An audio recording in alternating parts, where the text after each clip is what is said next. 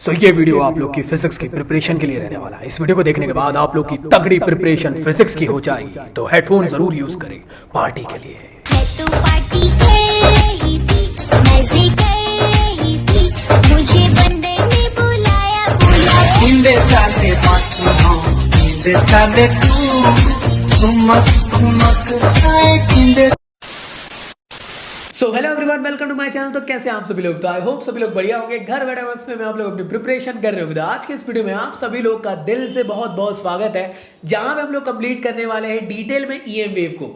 EM wave का ये chapter आप लोग को हो सकता है कम टाइम में देखने को मिल रहा होगा बाकी यूट्यूबर्स के कंपैरिजन में, और आपके दिमाग में जरूर आ रहा होगा कि भैया क्या ऊपर ऊपर से पढ़ा दिए। नहीं, सारी चीजें डिटेल से है, जो एग्जाम के पॉइंट ऑफ व्यू से सब चीज को मैंने कवर अप कराया हूं, सो दैट तुम्हारा बोर्ड्स का एग्जाम 23-24 का तगड़े वे में जा सके। तो दोस्तों, सपोर्ट के लिए चैनल को सब्सक्राइब जरूर कर लेना, क्योंकि हमारा छोटा सा एम है कि हमारे छोटे से चैनल को 1 लाख सब्सक्राइबर तक के हमें पहुंचाना है। तो सब्सक्राइब करें, अपना सपोर्ट दिखाएं, अपने दोस्त यारों तक के वीडियोस को भेजें कि मीम मटेरियल के साथ तगड़े वे में ईएम वेव को कंप्लीट करा जा सके। प्रीमियम नोट्स की लिंक आपको डिस्क्रिप्शन में मिल जाएगी, वहां से जाके आप नोट्स डाउनलोड कर सकते हो। और वीडियो में आगे बढ़ने से पहले काफी सारे लोग मुझसे पूछ रहे हैं कि भैया एग्जाम करीब आ रहे हैं, और एग्जाम करीब आते आते हमें सैंपल पेपर लेना है, कौन सा सैंपल पेपर ले मार्केट के अंदर जो बेस्ट हो। तो मैं आपको बताना चाहता हूं, हाल ही में तगड़ा सा सैंपल पेपर आप लोग के लिए लॉन्च हुआ है, जो एकदम कम दाम में तगड़ा क्वालिटी कंटेंट दे रहा है। वो है आप लोग के लिए ओसवाल गुरुकुल के नए सैंपल पेपर या प्रैक्टिस क्वेश्चन पेपर, जिसमें आप लोग फिजिक्स की एक बुक परचेज कर सकते हो। पतली सी बुक है, जिसमें आप लोग को ढेर सारे सैंपल पेपर देखने को मिल रहे हैं। इसमें आप लोग को मैक्सिमम सॉल्व सैंपल पेपर है,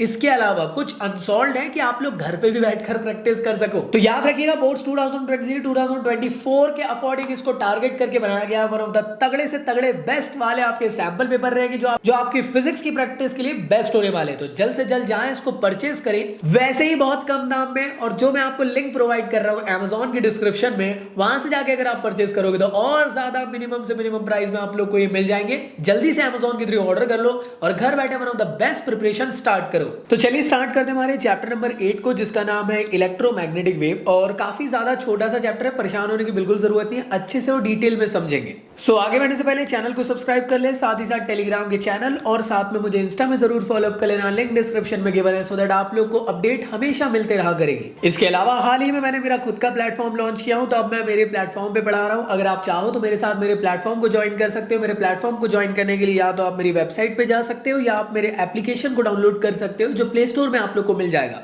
जितनी भी लाइव क्लासेस है ये सभी आप अटेंड कर पाओगे, प्रीमियम नोट्स अवेल कर पाओगे मेरे प्लेटफॉर्म के थ्रू। तो आप जाइए, डिस्क्रिप्शन में लिंक गिवन है इसकी भी। और जो हाल ही में आप लोग के लिए बैचेस चल रहे हैं, मैं आप लोग को बताना चाहता हूं कि डिटेल में फिजिक्स पढ़ना चाहते हो तो 2 महीने के अंदर आप लोग का डिटेल फिजिक्स कंप्लीट हो रहा है। सारी क्लासेस लाइव है और उन सब की रिकॉर्डिंग्स भी आप लोग को अवेलेबल है, नोट्स अवेलेबल है, important questions, test series, MCQ question, सब कुछ आप लोग को मैं जैम पैक्ड फॉर्म में कवर अप करवा रहा हूं। तो अगर आप चाहो तो मेरे इस बैच को ज्वाइन कर सकते हो। अभी चल रहा है बेस्ट डील और लिमिटेड टाइम के लिए रहने वाला है। जल्द से जल्द ज्वाइन करें और अपनी क्लासेस को एंजॉय करें। इसके अलावा आप लोग के लिए मैं लेकर आ रहा हूं एनसीईआरटी के क्वेश्चन सीरीज, जहां पे मैं एनसीईआरटी के सारे एग्जांपल और एक्सरसाइज को कवर अप करने वाला हूं इस स्पेसिफिक कोर्स के अंदर। तो इसको भी आप ज्वाइन कर सकते हो। इसके अलावा आप जानते हो कि मैं एनसीईआरटी की लाइन बाय लाइन सीरीज पूरे के पूरे चैनल पे कवर अप करवा रहा हूं। तो अगर आप मेरे साथ NCERT line by line series cover up करना चाहते हो, फ्री ऑफ कॉस्ट सारे यूट्यूब पे वीडियोस अवेलेबल है, डिस्क्रिप्शन में या फिर आई बटन पे आप लोग को प्लेलिस्ट मिल गई होगी।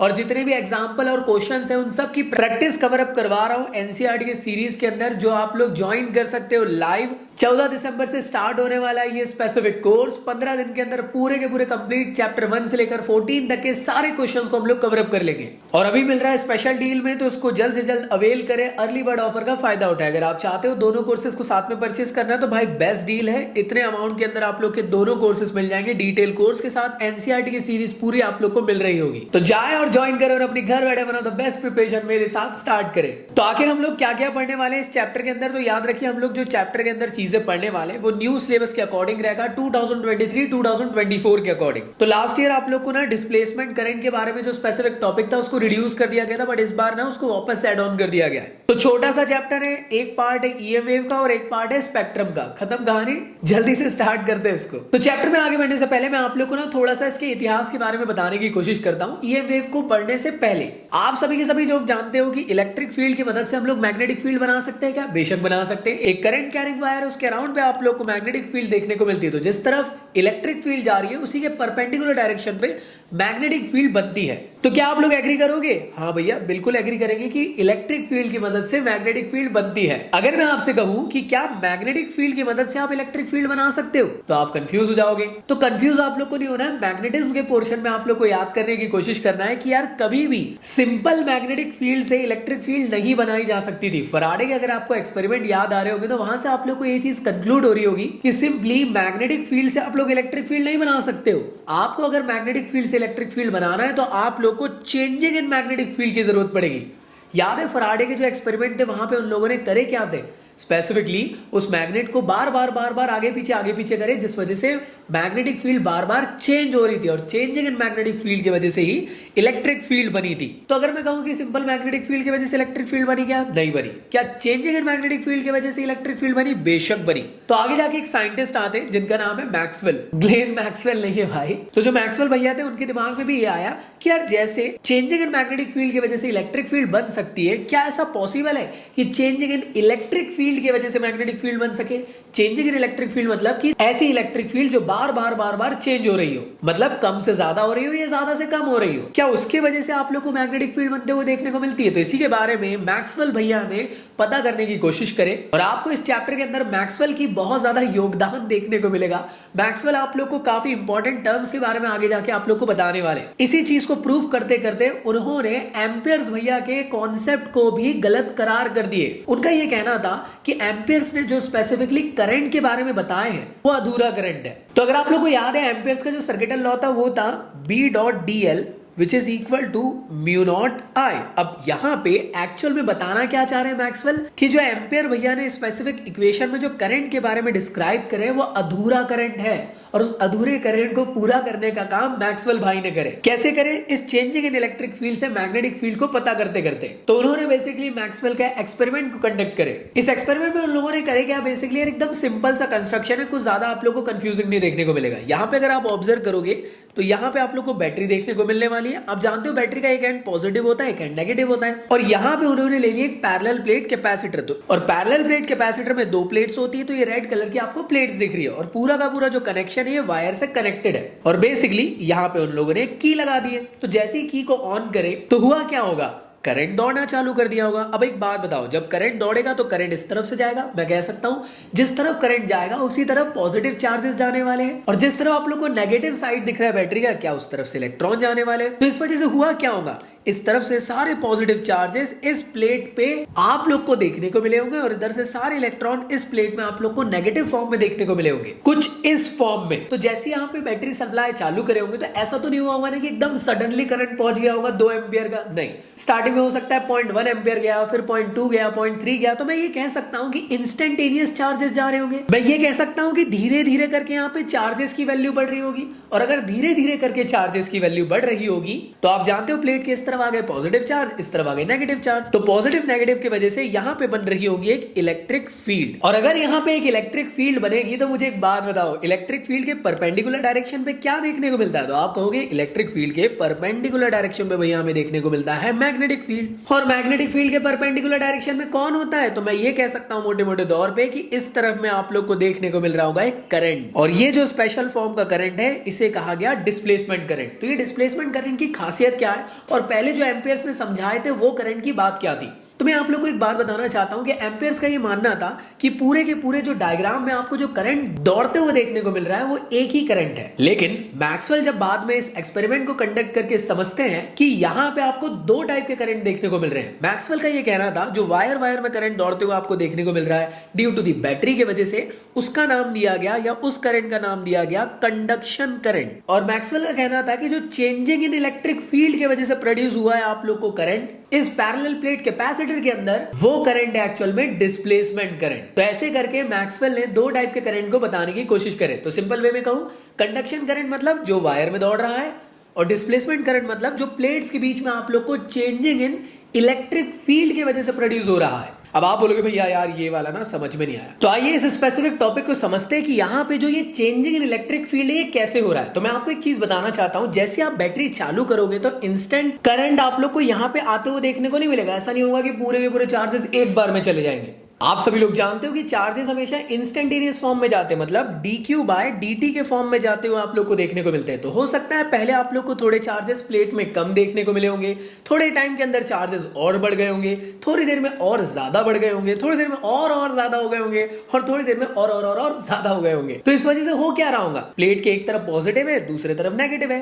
तो जैसे जैसे चार्जेस बढ़ रहे होंगे वैसे वैसे क्या यहाँ पे आप लोग को इलेक्ट्रिक फील्ड भी बढ़ते हुए देखने को मिल रही होगी। आप बोलोगे हाँ भैया, यहाँ पे पहले इलेक्ट्रिक फील्ड थोड़ी कम रही होगी, यहाँ पे इलेक्ट्रिक फील्ड आप लोग को ज्यादा देखने को मिली होगी, यहाँ पे इलेक्ट्रिक फील्ड और ज्यादा देखने को मिली होगी, यहाँ पे इलेक्ट्रिक फील्ड और ज्यादा देखने को मिली होगी, और यहाँ पे और ज्यादा स्ट्रॉन्गर इलेक्ट्रिक फील्ड आप लोग को देखने को मिली होगी। तो अगर मैं मोटे मोटे तौर पे कहूं, टाइम के रिस्पेक्ट में इलेक्ट्रिक फील्ड क्या हो रही है, धीरे धीरे करके बढ़ रही है। एग्री करते हो? और मान लो अगर आप लोगों ने स्विच बंद कर दिए इस पूरे के पूरे सर्किट का, तो धीरे धीरे करके चार्जेस कम होने लग जाएंगे। इंस्टेंटली चार्जेस कम नहीं होंगे, dq बाय dt के फॉर्म में आप लोग को धीरे धीरे कम होते हुए देखने को मिलेंगे। तो वही चीज मैं आपको समझा रहा था, इंस्टेंटली आप लोग को यहाँ पे इलेक्ट्रिक फील्ड दौड़ते हुए देखने को नहीं मिलेगी। इलेक्ट्रिक फील्ड जो है धीरे धीरे dq बाय dt चार्जेस की वजह से आप लोग को बढ़ते हुए देखने को मिल रही है। और उसके बाद क्या हो रहा है, जैसी बैटरी बंद करते रहो तो वो धीरे धीरे करके वापस से बंद हो जा रही है। तो मैं ये कह सकता हूं कि आप लोग को यहाँ पे इलेक्ट्रिक फील्ड टाइम के रिस्पेक्ट में बढ़ते और घटते हुए देखने को मिल रही है। क्या इलेक्ट्रिक फील्ड में चेंज देखने को मिल रहा है, कभी कम है कभी ज्यादा है, कभी कम है कभी ज्यादा है। तो यही है चेंजिंग इन इलेक्ट्रिक फील्ड। और एक बात बताओ, चेंजिंग इन इलेक्ट्रिक फील्ड की वजह से क्या हो रहा है। आप देख रहे होंगे पहले वाले केस में इलेक्ट्रिक फील्ड कम थी तो मैग्नेटिक फील्ड भी कम बनी होगी जो उसके परपेंडिकुलर डायरेक्शन में होती है। सेकंड वाले केस में थोड़ी सी इलेक्ट्रिक फील्ड ज्यादा हुई तो इलेक्ट्रिक फील्ड के साथ मैग्नेटिक फील्ड भी ज्यादा हुई। यहाँ पे और ज्यादा मैग्नेटिक फील्ड स्ट्रांग हुई, यहाँ पे इससे भी ज्यादा हुई, और यहाँ पे इस सबसे भी ज्यादा हुई। और आप जानते हो कि जिस तरफ आप लोग को इलेक्ट्रिक फील्ड जाते हुए देखने को मिलेगी उसी के परपेंडिकुलर डायरेक्शन पे आपको मैग्नेटिक फील्ड देखने को मिलेगी। और मैग्नेटिक फील्ड अगर आप लोग को देखने को मिल रही है तो उसके परपेंडिकुलर में आप लोग को देखने को मिल जाएगा एक स्पेशल फॉर्म का करंट, जिसे कहते हैं हम लोग डिस्प्लेसमेंट करंट। तो ऐसे टाइप का करंट जो कि चेंजिंग इन इलेक्ट्रिक फील्ड के वजह से प्रोड्यूस हुआ है। समझ में आया? और इस कॉन्सेप्ट से हमको एक नए टाइप के करंट के बारे में पता चला, और साथ ही साथ ये प्रूफ हुआ कि जो एम्पियर्स भैया ने करंट के बारे में उनके एम्पियर सर्किटल लॉ में बताए थे वो एक्चुअल में अधूरा करंट था। तो जो एम्पियर्स ने वहां पे करंट के बारे में बताए थे वो सिर्फ और सिर्फ वो करंट था जो वायर में दौड़ रहा था। इसका मतलब क्या, तो ये पक्का कंडक्शन करंट रहा होगा। अगर इस स्पेसिफिक इक्वेशन को सही करना है तो हमें इसको टोटल करंट लेना पड़ेगा, और टोटल करंट वो तब हो पाएगा जब कंडक्शन करंट के साथ यहाँ पे डिस्प्लेसमेंट करंट हो जाए, तो ये स्पेसिफिक इक्वेशन सही हो जाएगी। ऐसे करके आप लोग को यहाँ पे पता चला कि एम्पियर्स भैया ने बहुत बड़ी गलती करे थे, उसको मैक्सवेल ने अपने एक्सपेरिमेंट में प्रूफ करके सही बताए, और साथ ही साथ एक नए करंट के बारे में हमें इंट्रोड्यूस करवाए जिसका नाम है डिस्प्लेसमेंट करंट। तो आइए जानते हैं डिस्प्लेसमेंट करंट क्या होता है। ऐसे टाइप का करंट जो कि चेंजिंग इन इलेक्ट्रिक फील्ड की वजह से प्रोड्यूस हो रहा है। तो या मैं कह सकता हूं it is that current which come into the play in the region which the electric and the electric flux change with respect to time. और जैसे मैंने आप लोग को बताया, मैक्सवेल भैया ने उस मिसिंग टर्म को इंट्रोड्यूस कर दिए और हमें बताया कि एक स्पेशल फॉर्म का करंट भी आप लोग को देखने को मिलता है सर्किट के अंदर, वो है डिस्प्लेसमेंट करंट। और ऐसे करके एम्पियर्स का जो सर्किटल लॉ है वो लॉजिकली प्रूफ हो पाया सही तरीके से। तो यहां तक की चीजें क्लियर है। डिस्प्लेसमेंट करंट की बेसिक सी डेफिनेशन पूछेगा, एक्सपेरिमेंट मेरे को नहीं लगता कि पूछा जाएगा, बट यार अगर डिस्प्लेसमेंट करंट को समझना है तो पता भी तो चलना चाहिए ना ये पैदा कहां से हुआ। तो मुझे बताओ जरा डिस्प्लेसमेंट करंट कहां से पैदा हुआ, चेंजिंग इन इलेक्ट्रिक फील्ड की वजह से। तो यहां तक ये चीजें क्लियर है। एक और चीज याद रखिएगा, जो कंडक्शन करंट और डिस्प्लेसमेंट करंट है, स्पेशली जो फिजिकल बिहेवियर है एकदम सेम होता है। तो मैक्सवेल के एक्सपेरिमेंट को एक बार देख लेते हैं। यहाँ पे आप लोगों ने कैपेसिटर लिए थे और बैटरी से इसको कनेक्ट करे थे। आप लोगों ने ऑब्जर्व करे एक्सपेरिमेंट जैसी कंडक्ट हुआ तो जो करंट फ्लो हो रहा था सर्किट के अंदर वो एक्चुअल में था कंडक्शन करंट, जिसको आईसी से डिनोट किया गया। और जो प्लेट्स के बीच में आप लोगों को करंट देखने को मिला एक स्पेशल फॉर्म का जो प्रोड्यूस हो रहा था, किस वजह से, कमेंट बॉक्स बताओ। चेंजिंग इन इलेक्ट्रिक फील्ड या चेंजिंग इन मैग्नेटिक फील्ड की वजह से, उसे कहते हैं हम लोग डिस्प्लेसमेंट करंट। और फिजिकल बिहेवियर जो है इन दोनों का सेम होता है। तो आई होप तुम लोग को ये चीज क्लियर हो गई होगी। इसके बाद आप लोग को एक नया टॉपिक देखने को मिलता है मैक्सवेल्स की इक्वेशन। तो मैक्सवेल भैया ने क्या करे, उन्होंने उठाया एनसीईआरटी पार्ट 1 और पूरे के पूरे पार्ट 1 फिजिक्स को पढ़े। उसके बाद सोचे कि यार मैं क्या करूं, तो उन्होंने सोचे काम करता हूं दूसरों की इक्वेशन उठा लेता हूं और कह देता हूं अपनी इक्वेशन है। और उन्होंने अपनी इक्वेशंस के अंदर तो उन्होंने बेसिकली दूसरों की इक्वेशन चुराकर अपनी इक्वेशन बना लिया और कुछ भी नहीं है। लेकिन ये सिर्फ हंसी मजाक के तौर पर कहने वाली बात है। एक्चुअल में जो मैक्सवेल्स का इक्वेशन है ये पूरे के पूरे इलेक्ट्रोस्टैटिक, इलेक्ट्रोडायनेमिक्स, मैग्नेटिज्म, इन सब को कंप्राइज करके समझाता है 4 इक्वेशंस में। तो पहली इक्वेशन मैक्सवेल की कहती है गॉस लॉ ऑफ इलेक्ट्रोस्टैटिक के बारे में। और आप जानते हो गॉस लॉ ऑफ इलेक्ट्रोस्टैटिक क्या होता है कि किसी क्लोज सरफेस के अंदर ढेर सारे चार्जेस प्रेजेंट है, तो जो चार्जेस उस क्लोज सरफेस के अंदर प्रेजेंट है उसके वजह से प्रोड्यूस होने वाला फ्लक्स कितना है वो बताता है गॉस लॉ इलेक्ट्रोस्टैटिक का। और इक्वेशन आपको देखने को मिलती है phi which is equal to q inside upon epsilon not. इसकी डेफिनेशन भी आप चाहो तो लिख सकते हो। इसके बाद मैक्सवेल ने दूसरी इक्वेशन अपनी दी गॉस लॉ इन मैग्नेटिज्म। तो याद रखिएगा जैसे इलेक्ट्रोस्टैटिक में जो गॉस लॉ है इसमें चार्ज आप लोग को पॉइंट चार्ज देखने को मिल रहा है और ये सिंगल पॉइंट चार्ज है। अब एक बात बताओ, मैग्नेटिज्म में क्या सिंगल पोल कभी एग्जिस्ट होते हैं? इसका मतलब क्या कभी मोनोपोल एग्जिस्ट होते हुए देखने को मिलते हैं? नहीं भाई। तो जब मोनोपोल एग्जिस्ट नहीं होते इस वजह से कोई स्पेसिफिक पोल की वैल्यू देखने को नहीं मिलेगी, वो वैल्यू 0 हो जाएगी। तो आप लोग को गॉस लॉ इन मैग्नेटिज्म जो होता है स्पेसिफिकली वो 0 होता है। तो इलेक्ट्रोस्टैटिक के लिए E से इसको डिनोट कर देना, मैग्नेटिज्म के B से इसको डिनोट कर देना। मैक्सवेल ने अपनी इक्वेशंस के अंदर थर्ड इक्वेशन लिए फैराडे की इक्वेशन, और फैराडे का स्पेशली सेकंड लॉ, और वो बताता है कि जो इंड्यूस्ड ईएमएफ प्रोड्यूस होता है ना वो स्पेसिफिकली डिपेंड करता है changing in flux with respect to time के। और यहाँ पे माइनस साइन किसको डिनोट करता है, किसको डिनोट करता है बताना जरा कमेंट बॉक्स में, नेगेटिव साइन। तो ये है आप लोग का फैराडे का लॉ जिसको मैक्सवेल ने अपनी इक्वेशन के अंदर ऐड ऑन करे। इसके बाद मैक्सवेल ने फोर्थ इक्वेशन लिए एम्पियर्स की, और स्पेसिफिकली आप जानते हो कि एम्पियर्स की जो स्पेसिफिक इक्वेशन थी उसमें कुछ खामियां थी, उसको सही करके इन्होंने नाम दिए मॉडिफाइड एम्पियर्स लॉ, या मैं कह सकता हूं एम्पियर्स मैक्सवेल्स लॉ। कई बार एग्जाम में पूछा जाता है। तो आप जानते हो जैसे मैंने अभी थोड़ी देर पहले आप लोग को समझाया था, शायद आप लोग को याद होगा कि भाई एम्पियर्स का जो स्पेसिफिक लॉ था वो ये था, लेकिन मैक्सवेल का ये कहना था कि ये तो मिसिंग है, मतलब यहाँ पे करंट मिसिंग है। तो उन्होंने बेसिकली करे क्या, एडिशन करे। किस तरीके से कि जो यहाँ पे आप लोग को स्पेसिफिक करंट दिख रहा था उसको उन्होंने मॉडिफाई कर दिया। किस फॉर्म में, देखो ये तो सेम टू सेम लिखे म्यू नॉट के बाद जो आई था उसको यहाँ पे उन्होंने लिखे आई टोटल या टोटल करंट, और इस टोटल करंट के अंदर उन्होंने कंडक्शन और डिस्प्लेसमेंट करंट दोनों को ऐड ऑन कर दिए। किस तरीके से कि BDL which is equal to mu not IC plus ID के फॉर्म में, और ऐसे करके मैक्सवेल की आप लोग को इक्वेशन देखने को मिल गई। और इसी के साथ साथ मैं आप लोग को एक और चीज बताना चाहता हूं कि स्पेसिफिकली अगर कोई पूछे डिस्प्लेसमेंट करंट की वैल्यू क्या होती है, तो जो डिस्प्लेसमेंट करंट है उसकी जो वैल्यू होती है वो होती है ID which is equal to epsilon not d∅ by dt। ये स्पेसिफिक इक्वेशन है, इसको याद रखिएगा। भैया ये कहां से आई क्या आई, इससे हमको कोई मतलब नहीं, यानी चैप्टर में आप लोगों को कोई डेरिवेशन वाला सीन है ही नहीं। तो यहाँ पे आप लोगों ने अगर ID की वैल्यू पुट कर दोगे तो जो एम्पियर्स का मॉडिफाइड इक्वेशन है वो बन जाएगा इस फॉर्म में, और ऐसे करके आप लोग की मॉडिफाइड इक्वेशंस देखने को मिलती है। तो ये स्पेसिफिक इक्वेशन को यहाँ पे सही करार किया गया है। तो मेरे ख्याल से तुम लोग को यहाँ तक की चीजें क्लियर हुई कि आखिर ये सिस्टम क्या है, आप लोग को समझ में आ गया होगा। पहला पोर्शन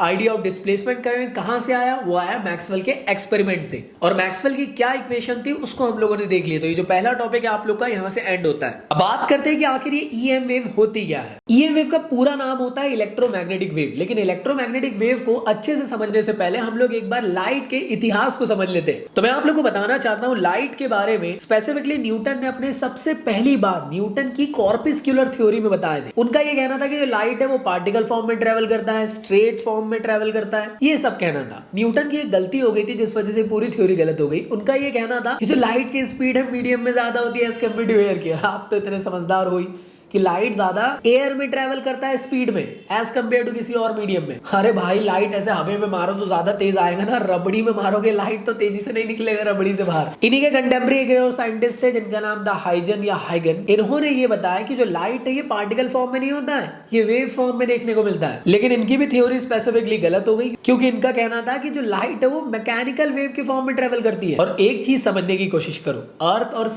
सन से लाइट अर्थ तक क्या आ रहा है, और अगर मैकेनिकल वेव है तो उसे ट्रेवल करने के लिए एक मीडियम की जरूरत पड़ती है। तो थोड़ा सा लॉजिक यूज करो, सन और अर्थ के बीच में तो कोई मीडियम है ही नहीं, लाइट आएगा कैसे?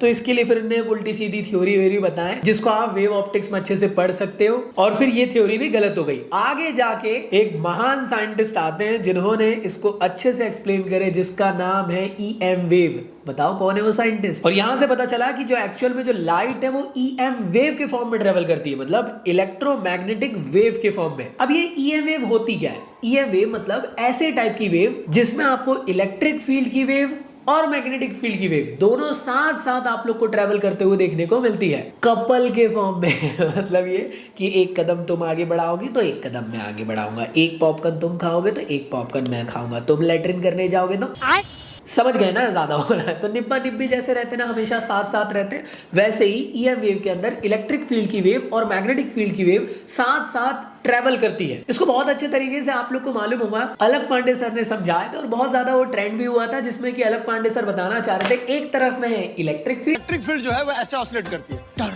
टर टर। फील्ड, एक तरफ में मैग्नेटिक फील्ड, ये बनी मैग्नेटिक फील्ड, टर टर टर। और इलेक्ट्रिक फील्ड मैग्नेटिक फील्ड साथ साथ एक ही डायरेक्शन में आपको प्रोपोगेट करते हुए देखने को मिलती है।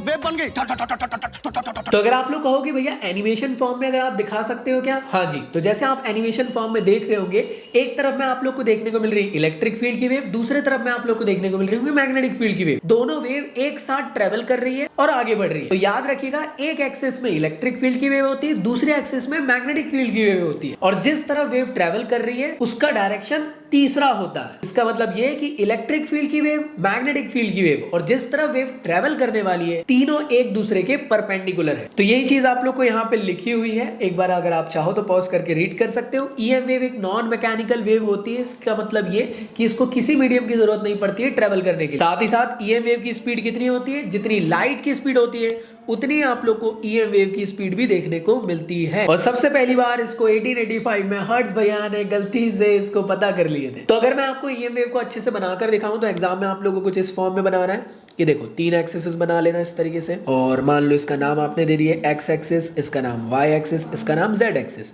तो यहाँ पे मैंने आप लोग को कहा ना, इलेक्ट्रिक फील्ड की वेव, मैग्नेटिक फील्ड की वेव और जिस तरफ वेव ट्रेवल कर रही है, तीनों एक दूसरे के परपेंडिकुलर होते हैं। तो मान लो इस तरफ में आप लोग को इलेक्ट्रिक फील्ड की वेव ट्रेवल करते हुए देखने को मिल रही है और इस तरफ में आप लोग को मैग्नेटिक वेव की वेव आप लोग को ट्रेवल करते हुए देखने को मिल रही है। इसके साथ साथ एक और चीज याद रखना कि इलेक्ट्रिक फील्ड की वेव और मैग्नेटिक फील्ड की वेव साथ साथ आप लोग को बढ़ते हुए देखने को मिलेगी। मतलब क्या कि अगर ये वेव इतनी सी चली तो ये भी इतनी सी ट्रेवल करेगी, अगर ये इतना चली तो ये भी इतना चलेगी, अगर इसका इतना एम्पलीट्यूड हुआ तो इसका भी इतना होगा। तो याद रखिएगा, साथ साथ आप लोग को ट्रेवल करते हुए देखने को मिलती है इलेक्ट्रिक फील्ड और मैग्नेटिक फील्ड दोनों की वेव्स। तो इस तरीके से आप लोग की ईएम वेव फॉर्म होते हुए देखने को मिलेगी, जिसमें आप लोग अगर अच्छे से ऑब्जर्व कर रहे हो तो रेड फॉर्म में आप लोग को इलेक्ट्रिक फील्ड जो कि वाई एक्सिस में आपको ट्रेवल करते हुए देखने को मिल रही है, जेड एक्सिस में अगर आप देखो तो मैग्नेटिक फील्ड की वेव आपको देखने को मिल रही है। और इन सब के अलावा अगर आप अच्छे से ऑब्जर्व करो तो जो थर्ड एक्सिस आप लोग की बची उस तरफ वेव ट्रेवल कर रही है, मतलब वेव का प्रोपोगेशन उस तरफ है। तो ऐसे करके ईएम वेव आपको ट्रेवल करते हुए देखने को मिलती है। और यहां से ये भी कंक्लूड हुआ, अगर आप अच्छे से ऑब्जर्व करो तो इलेक्ट्रिक फील्ड की वेव, मैग्नेटिक फील्ड की वेव दोनों एक दूसरे के परपेंडिकुलर है और जिस तरफ वेव का डायरेक्शन है वो भी इन दोनों के परपेंडिकुलर आप लोग को देखने को मिल रहा है। अब तुम्हारे दिमाग में जरूर आ रहा होगा कि ईएम वेव कैसे प्रोड्यूस होती है। तो एक चीज समझो, डिस्क्रिप्टिव फॉर्म में आपको कोई नहीं पूछेगा कि ये कैसे बनती है, आपको बस मालूम होना चाहिए कि बनती कैसे। तो याद रखिएगा, जो ईएम वेव का सोर्स होता है वो होता है एक्सेलरेटेड चार्ज पार्टिकल या ऑसिलेटिंग चार्ज पार्टिकल। इसके बाद अगर तुमसे कोई पूछता है कि ईएम वेव का नेचर कैसा है, आप जानते हो ईएम वेव का जो नेचर है वो कुछ इस तरीके से है, जहां पे इलेक्ट्रिक फील्ड की वेव, मैग्नेटिक फील्ड की वेव और जो वेव का डायरेक्शन है तीनों एक दूसरे के परपेंडिकुलर है। और इस टाइप के नेचर को कहते हैं transverse in nature. Transverse in nature का मतलब ये हुआ कि यहाँ पे इलेक्ट्रिक फील्ड की वेव, मैग्नेटिक फील्ड की वेव और वेव का डायरेक्शन तीनों एक दूसरे के परपेंडिकुलर देखने को मिल रहे हैं। अगर कोई पूछता है कि ईएम वेव किस तरफ ट्रेवल करती है, डायरेक्शन किस तरफ होता है, क्या ये डिफाइन है, तो हाँ जी, ये बिल्कुल अच्छे तरीके से डिफाइन करके दिया गया है। इसके बारे में ये बताया गया है कि जो इलेक्ट्रिक फील्ड की वेव है और मैग्नेटिक फील्ड की वेव है, ये एक दूसरे का क्रॉस प्रोडक्ट के फॉर्म में आपको देखने को मिलते हैं। आप बोलोगे भैया क्रॉस प्रोडक्ट के फॉर्म में मतलब? आप सभी को अभी मैंने थोड़ी देर पहले बताया कि ईएम वेव जो है एक्चुअल में इलेक्ट्रिक फील्ड और मैग्नेटिक फील्ड के क्रॉस प्रोडक्ट के फॉर्म में आपको ट्रेवल करते हुए देखने को मिलता है। क्रॉस प्रोडक्ट मतलब आप जानते होंगे वेक्टर में, अगर आपने पढ़े होंगे, मान लो ये आई कैप है और ये जे कैप है, तो इन दोनों का स्पेसिफिक जो वैल्यू मिलेगी वो क्या मिलेगी, के कैप मिलेगी। और वो वैल्यू कैसी आई है, पॉजिटिव फॉर्म में आई है। अगर मैं माइनस आई कैप और माइनस जे कैप भी ले लूं तो उसकी वैल्यू क्या आती है, उसकी वैल्यू पॉजिटिव ही आती है, माइनस में नहीं आती है। तो यहां से हमको ये समझ में आ रहा है कि इलेक्ट्रिक फील्ड और मैग्नेटिक फील्ड का जो क्रॉस प्रोडक्ट है वो हमें ये बता रहा है कि जो वेव का डायरेक्शन आपको मिल रहा है वो किस फॉर्म में मिल रहा है, वो मिल रहा है पॉजिटिव एक्सिस के फॉर्म में। तो हमेशा याद रखिएगा कि अगर इलेक्ट्रिक फील्ड वाई एक्सिस में है, मैग्नेटिक फील्ड जेड एक्सिस में है, तो वेव का डायरेक्शन हमेशा पॉजिटिव एक्सिस में देखने को मिलेगा आप लोग को, ना कि नेगेटिव एक्सिस में। तो यहां से ये चीज आप लोग को पता चल रही है। तो हमेशा याद रखिएगा ईएम वेव हमेशा पॉजिटिव एक्सिस में ट्रेवल करते हुए देखने को मिलेगी। आप में से काफी सारे लोग के दिमाग में ये भी आ रहा होगा, क्या भैया हमेशा वेव जो है एक्स एक्सिस में ट्रैवल करती है, इलेक्ट्रिक फील्ड हमेशा वाई एक्सिस में रहती है और मैग्नेटिक फील्ड हमेशा जेड एक्सिस में रहती है? ऐसा कुछ भी नहीं है। ये क्रॉस प्रोडक्ट बेसिकली ये समझाने की कोशिश कर रहा है कि किसी भी एक्सिस में आप लोग को इलेक्ट्रिक फील्ड देखने को मिलेगी और उसकी परपेंडिकुलर वाली एक्सिस में मैग्नेटिक फील्ड हो सकती है, और जो बची हुई एक्सिस है उस डायरेक्शन में आप लोग को वेव प्रोपोगेट होते हुए देखने को मिलने वाली है। इसका मतलब क्या कि जैसे आप देख रहे हो ये वाली एक्सिस है एक्स एक्सिस, ये है वाई, ये है जेड। अब मान लो अगर यहाँ पे इलेक्ट्रिक फील्ड ट्रेवल कर रही है, यहाँ पे मैग्नेटिक फील्ड कर रही है, तो जो वेव का डायरेक्शन है आप लोग को एक्स एक्सिस में देखने को मिला, ये तो पहले भी देख लिए। अब मान लो ये जेड एक्सिस है, तो जेड एक्सिस में लेट से इस बार इलेक्ट्रिक फील्ड हो गई, एक्स एक्सिस में इस बार लेट से आप लोग की मैग्नेटिक फील्ड हो गई, तो वेव का डायरेक्शन क्या हुआ आप लोग का वाई एक्सिस में। अब मुझे आप कमेंट बॉक्स में बताएंगे अगर एक्स एक्सिस में इलेक्ट्रिक फील्ड की वैल्यू आपको देखने को मिल रही है और वाई एक्सिस में मैग्नेटिक फील्ड देखने को मिल रही है, तो वेव का डायरेक्शन किस एक्सिस में होगा? मुझे कमेंट बॉक्स में जल्दी से बताएं। तो ये चीज समझ में आएगी कैसे आप लोग को ये वेव ट्रेवल करते हुए देखने को मिलती है और हमेशा कौन से एक्सिस में रहती है। हमेशा याद रखना पॉजिटिव एक्सिस में। ये डिफाइन नहीं है कि पॉजिटिव एक्स एक्सिस में होगी, वाई में होगी या जेड में होगी, बस पॉजिटिव एक्सिस होनी चाहिए जहां पे वेव ट्रेवल करने वाली है। तो अब आपके दिमाग में जरूर आ रहा होगा कि भैया ये ईएम वेव हम देख सकते हैं क्या? अरे भाई जो लाइट मेरे मुंह पे आ रहा है, जो सन से लाइट आ रहा है, वो सभी के सभी ईएम वेव है। तो जितने भी ईएम वेव होते हैं उसके छोटे सा एक स्पेक्ट्रम होता है, वो जो पोर्शन है जो हमें दिखाई देता है उसे कहते हैं विजिबल लाइट। तो मैं कह सकता हूँ ईएम वेव बहुत सारी होती है, उसका एक छोटा सा फॉर्म है हमारा विजिबल लाइट जो हमें दिखाई देता है। इसके अलावा ढेर सारे फॉर्म की और ईएम वेव्स होती है जिसको अभी स्पेक्ट्रम वाले पोर्शन में पढ़ेंगे। तो यहां तक ये सब लोग को क्लियर है। अब देखो ईएम वेव आप लोग को देखने को मिल रही है, एक तरफ आपको इलेक्ट्रिक फील्ड की वेव है, एक तरफ मैग्नेटिक फील्ड की वेव है। तो इन वेव्स है, वेव्स की इक्वेशन होती है, वेव्स बोल रहा हूं मैं, समझ रहे हो ना? गलत मत लिया करो। तो यहाँ पे बेसिकली वेव्स है, वेव्स की इक्वेशन क्या होती है? तो क्लास 11 में आप लोगों ने पढ़े होंगे कि जो वेव की इक्वेशन होती है वो होती है y which is equal to a sin kx plus minus omega t, या इसको हम लोग एक और फॉर्म में लिख सकते हैं कि y which is equal to a sin omega t plus minus kx। अब आप बोलोगे भैया दोनों में से कौन सा फॉर्म लेना है? दोनों सही है। ये है क्या भैया? ये है वेव की इक्वेशन। अब आप बोलोगे भैया इसका काम क्या है? अब एक बात बताओ, ईएम वेव क्या है? ईएम वेव भी एक किस्म की वेव है ना। तो अगर ईएम वेव की इक्वेशंस बनाना है तो उसको मदद लेना पड़ेगा स्टैंडर्ड वेव की इक्वेशन से। अब यहाँ पे आप लोग एक चीज ऑब्जर्व कर रहे हो, प्लस माइनस बीच में देखने को मिल रहा है आप लोग को।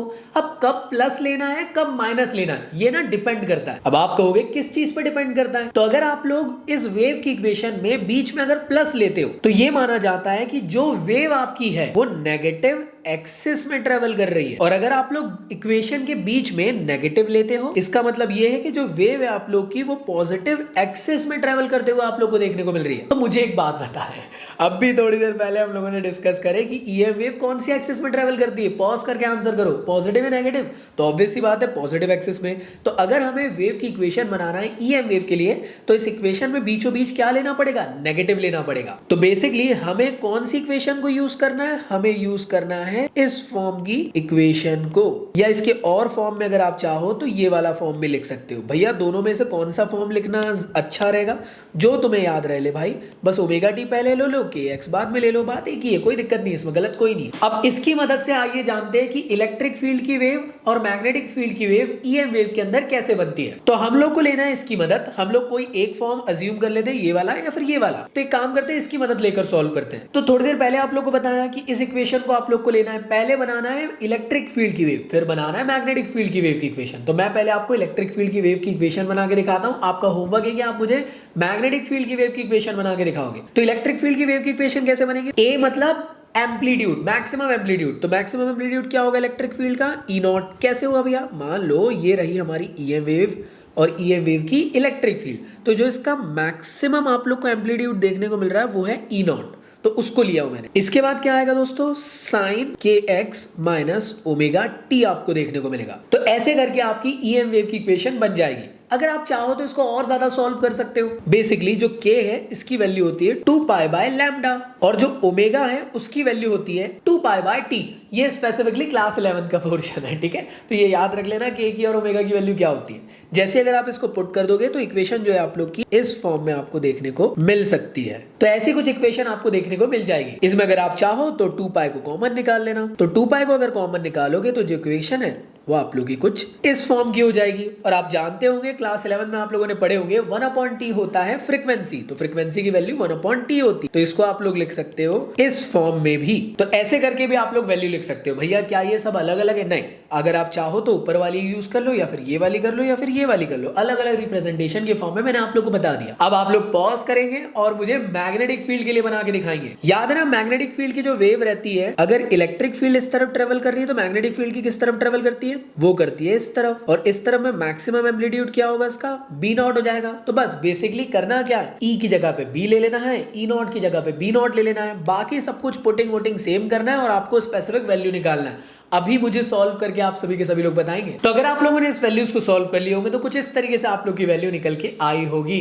तो यहां से हमें पता चला ईएम वेव की इक्वेशंस क्या होती है, एग्जाम में पूछी जाती है। तो इलेक्ट्रिक फील्ड की वेव की इक्वेशन पहले बनाना ईएम वेव के अंदर, फिर मैग्नेटिक फील्ड की बनाना, और आप बता सकते हो कि ये स्पेसिफिक वैल्यूज होती है ईएम वेव की। तो ये था आप लोग का ईएम वेव की इक्वेशन। कई बार पूछा जाता है कि ईएम वेव की इक्वेशन के अंदर जो इलेक्ट्रिक फील्ड और मैग्नेटिक फील्ड है, इनके बीच में रिलेशन क्या होता है। तो ये रिलेशन स्पेसिफिकली डिफाइंड होता है एक स्पेसिफिक फॉर्मूले से, वो होता है E which is equal to CB। और अगर मैं C के फॉर्म में इसको लिख लूं तो इक्वेशन हो जाती है E बाय B। तो ये जो आप लोग को रिलेशन देखने को मिला, इसे ही कहते हैं इलेक्ट्रिक फील्ड और मैग्नेटिक फील्ड के बीच में रिलेशन। भैया क्या कुछ स्पेसिफिक कहां से आया, क्या है? कुछ नहीं पढ़ना है भाई, रट लेना है बस इसको, आपको एग्जाम में आने वाला है।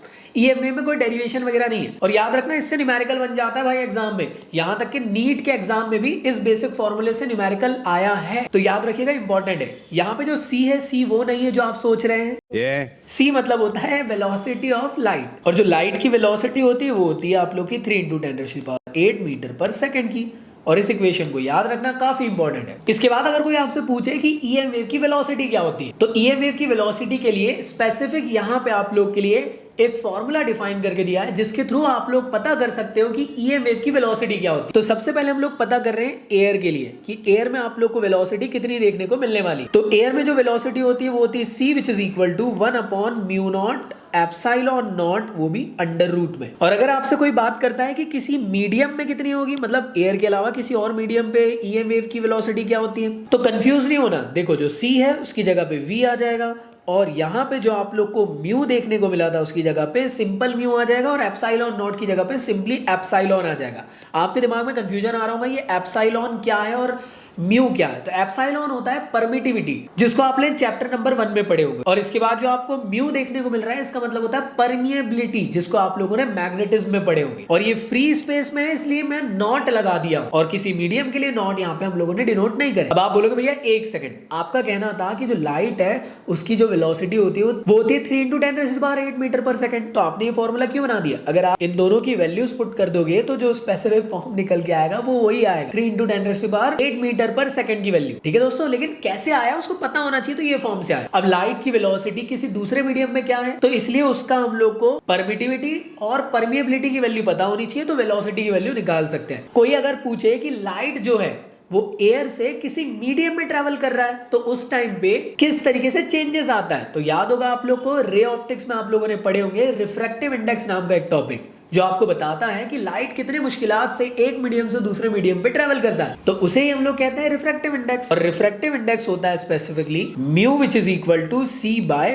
V की वैल्यू पुट कर दूं, जो आपकी हो जाएगी μ0 एप्सिलॉन नॉट, और इसकी वैल्यू ऊपर चल जाएगी जो हो जाएगी म्यू और एप्सिलॉन। तो यहां से आपका स्पेसिफिक फॉर्म बन जाएगा कि mu which is equal to हो रहा है mu epsilon upon μ0 epsilon naught. अब एक चीज आप लोग कंफ्यूज हो गए होंगे कि भैया यहाँ पे भी म्यू है, ये म्यू परमिटिविटी है क्या? नहीं, याद रखिएगा ये है रिफ्रैक्टिव इंडेक्स। रिफ्रैक्टिव इंडेक्स जिसको आप लोग रे ऑप्टिक्स में पढ़ोगे, ठीक है, जिसको म्यू से डिनोट किया जाता है। तो अगर कंफ्यूज हो रहे हो तो म्यू की जगह तुम लोग एन से भी इसको डिनोट कर सकते हैं, ठीक है ना। तो अगर चाहो तो उसको एन से रिप्लेस कर लेना, सो दैट कंफ्यूजन ना हो। तो एन की वैल्यू इतनी हो रही है, और एन मतलब कि रिफ्रैक्टिव इंडेक्स।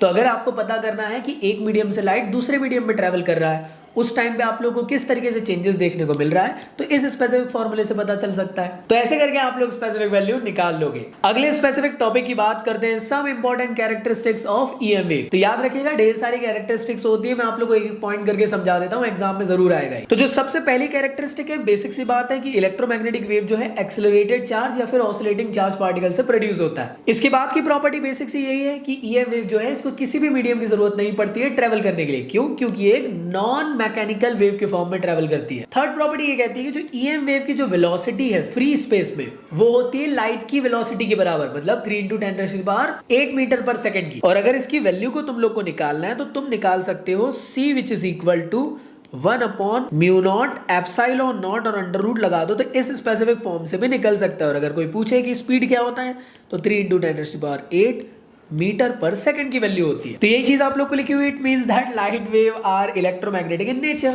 तो जो लाइट वेव हमको देखने को मिल रही है वो भी इलेक्ट्रोमैग्नेटिक नेचर की है। इसके बाद अगर कोई पूछे कि लाइट की वेलोसिटी यार मीडियम में कितनी होती है तो मीडियम में अगर निकालना है तो अभी थोड़ी देर पहले ही फॉर्मूला यूज करें v which is equal to 1/ε into mu, और ये स्पेसिफिक फॉर्म से आप लोग इसकी वैल्यू निकाल सकते हैं। अलग अलग मीडियम में अलग अलग होती है, इसलिए ना स्पेसिफिकली इसकी वैल्यू कोई डिफाइन नहीं है। अगली प्रॉपर्टी की बात करी जाए तो इलेक्ट्रिक फील्ड की वेव और मैग्नेटिक फील्ड की वेव हमेशा एक दूसरे के परपेंडिकुलर होगी। अगर इस तरफ इलेक्ट्रिक फील्ड है तो इस तरफ मैग्नेटिक फील्ड, और जिस तरफ आप लोग का डायरेक्शन देखने को मिलेगा वो इन दोनों के परपेंडिकुलर ही होगा, मतलब तीनों एक दूसरे के परपेंडिकुलर। तो ये आप लोग की फिफ्थ प्रॉपर्टी कह रही है। और यहां से ये पता चला कि ये ट्रांसवर्स इन नेचर है और ये पोलराइज्ड है। इसके साथ साथ मैंने आपको थोड़ी देर पहले बताया कि अगर आपसे कोई पूछे कि इलेक्ट्रिक फील्ड और मैग्नेटिक फील्ड का क्या रिलेशन है और स्पेसिफिकली फ्री स्पेस में क्या रिलेशन है तो वही formula C which is equal to free space में पूछा इसलिए E0 P0 ले देना। नॉट जो स्पेसिफिकली फ्री स्पेस के लिए डिनोट किया जाता है। और इससे हमें ये पता चला कि जो लाइट है वो कैरी करती है energy from sun to the earth, जिस वजह से जीवन संभव हो पाता है।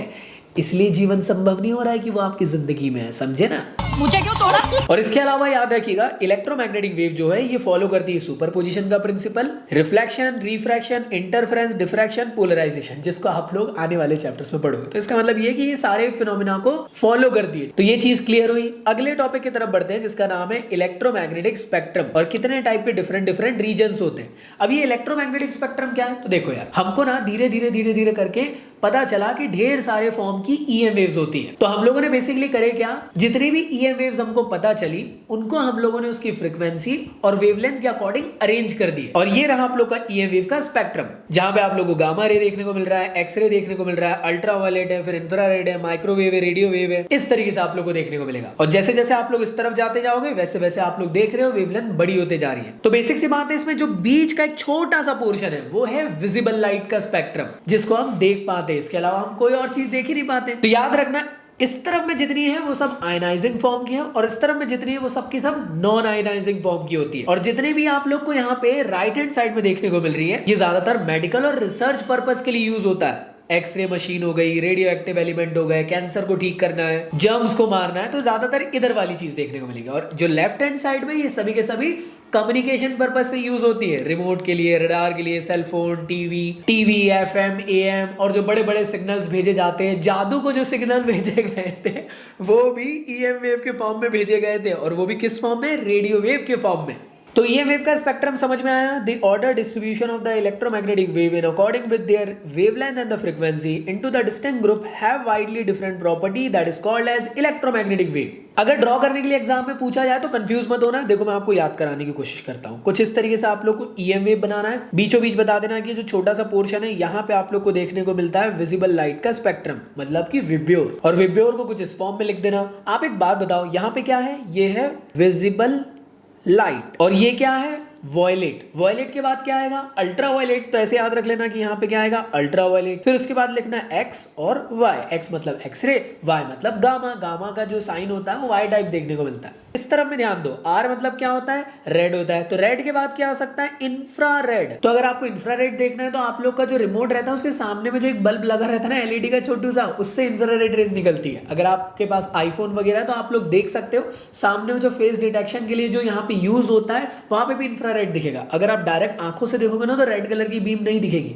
अगर आप कैमरे की मदद से देखोगे तो दिख जाएगा। अगर आप कैमरे में देख रहे होंगे तो देखो एक फ्लैश होते हुए देखने को मिल रहा है लाइट, वो है आप लोग का इंफ्रारेड रेज, जो कि रेड फॉर्म में आपको देखने को मिल रही होगी। इंफ्रारेड के बाद आता है एम आर। एम का मतलब होता है माइक्रोवेव और आर का मतलब रेडियो वेव। तो चाहो तो ऐसे करके आप लोग याद रख सकते हो। अब दूसरी चीज, फ्रीक्वेंसी और वेवलेंथ रटी हुई होनी चाहिए किसी भी स्पेसिफिक EM वेव की, चाहे वो रेडियो वेव से लेकर गामा रेस तक की क्यों ना हो। और दूसरी चीज, जितने भी EM वेव ये काय से प्रोड्यूस हो रहे हैं, ये काफी ज्यादा एग्जाम में पूछे जाते हैं और इनके यूजेस। तो रेडियो वेव एक्चुअल में प्रोड्यूस होता है एक्सेलरेटेड मोशन ऑफ चार्जेस की वजह से, या आप लोग को टेलीविजन और रेडियो सिग्नल या बड़े बड़े सिग्नल जादू आदू तक पहुंचाना है तो उसके लिए यूज होते हैं।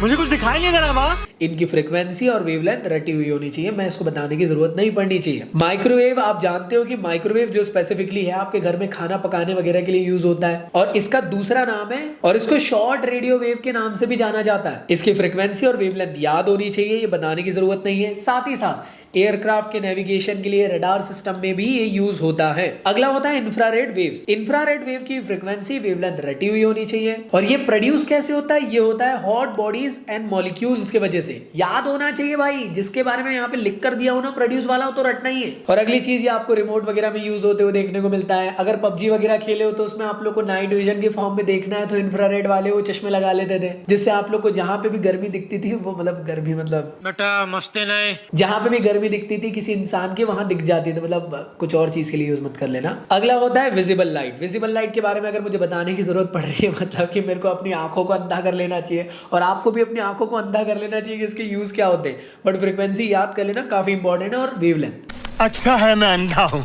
अगला होता है अल्ट्रावायलेट रेडिएशन। अल्ट्रावायलेट रेडिएशन आप लोग को सन से आते हुए देखने को मिलता है, यूवी रेज। इसकी फ्रीक्वेंसी और वेवलेंथ याद होना चाहिए। हमारे घर में जब कपड़े धोए जाते तो उसको बाहर सुखाए जाते, क्यों? क्योंकि जो भी जर्म्स है वो मर सके। आप जानते होंगे ठंडी में जब आप कपड़े पहनते हो जो घर के अंदर सूखते हो, उसको पहनने बड़ी खुजलाहट होती है क्योंकि जर्म्स मरते नहीं है। जैसे ही धूप में डालोगे जर्म्स मर जाएंगे। कि अगर आपको पानी को ओजोनाइज करना है, उसके अंदर से जर्म्स को मारना है, तो आप लोग को अल्ट्रावायलेट रेडिएशन की जरूरत पड़ती है। तो अगले होते हैं एक्सरे। एक्सरे की फ्रीक्वेंसी वेवलेंथ याद होनी चाहिए। कहां यूज होता है? तो मेडिकल डायग्नोसिस में, आपकी हड्डी वड्डी टूट गई उसको पता करने के लिए। ऐसी इसके अलावा इंजीनियरिंग में भी यूज होते हैं। मान लो अगर रेल की पटरी के अंदर कोई दरार आ गई तो उसको पता करना है तो उसका भी एक्सरे किया जाता है। इसके बाद होते हैं गामा रेज। तो गामा रेज की फ्रीक्वेंसी और वेवलेंथ रटी हुई होनी चाहिए। इसके अलावा ये पॉलिथीन की मैन्युफैक्चरिंग में यूज होता है, कैंसर के ट्रीटमेंट में यूज होता है, और काफी सारे डिफरेंट मॉलिक्यूल के स्टडी के लिए भी ये यूज किया जाता है। बहुत ज्यादा इंपॉर्टेंट है, तो याद रखिएगा, एग्जाम में आप लोग के लिए बहुत ज्यादा काम आने वाला है। एक एक चीज को अच्छे से आप लोग प्रिपेयर करें, और प्लीज एनसीईआरटी की लाइन बाय लाइन सीरीज जरूर देख लेना ये वीडियो देखने के बाद, जिससे कि आपका कॉन्सेप्ट और अच्छा बिल्ड हो जाएगा। तो एनसीईआरटी की लाइन बाय लाइन सीरीज का वीडियो आपको मिल गया होगा आई बटन पे, उस सीरीज को भी जरूर देख लेना। कम टाइम के अंदर मैंने एनसीईआरटी पूरे के पूरे पोर्शन को कवर अप करके दिया हूं इस चैप्टर के अंदर का। और जैसे आप लोग का एनसीईआरटी पूरा कवर अप हो जाए तो उसके जितने भी एग्जाम्पल और एक्सरसाइज के क्वेश्चन है, आप हो सके तो घर पे लगा लेना, नहीं तो मेरे साथ आप इस सीरीज में लगा सकते हो, जो स्टार्ट होने वाली है 14 दिसंबर से, रेगुलर 15 दिन के लिए, जहां पे मैं आप लोग को पूरा का पूरा एनसीईआरटी कवर अप करवा रहा हूं। तो चाहे तो उसको ज्वाइन कर सकते हैं। इसकी सारी लाइव क्लास आप मेरे प्लेटफॉर्म से देख पाओगे, प्लेटफॉर्म की वेबसाइट के थ्रू, या फिर आप चाहो तो प्ले स्टोर से एप्लीकेशन डाउनलोड कर सकते हो। इनके अलावा आपको कॉम्बो ऑफर भी मिल रहा है, जहां पे आपको डिस्क्रिप्टिव फॉर्म का मेरा कोर्स और एनसीईआरटी की सीरीज आप लोग को देखने को मिल रही है, क्वेश्चन प्रैक्टिस सीरीज। इन दोनों के कॉम्बो को भी आप लोग परचेज कर सकते हो बेस्ट डील में, और नोट्स की लिंक भी आपको डिस्क्रिप्शन में मिल जाएगी, वहां से जाके आप डाउनलोड करें और अपनी घर बैठे प्रीमियम नोट्स के साथ प्रिपरेशन करें। तो वीडियो कैसा लगा मुझे कमेंट बॉक्स में जरूर बताना, और इसके अलावा आप लोग कौन कौन से वीडियोस चाहते हैं वो भी बताएं, सो दैट मैं आप लोग के लिए वो भी वीडियोस बना सकूं। तो चलिए एंड करते हैं आज के इस वीडियो को, मिलता हूं नेक्स्ट वीडियो में, जब तक के लिए गुड बाय।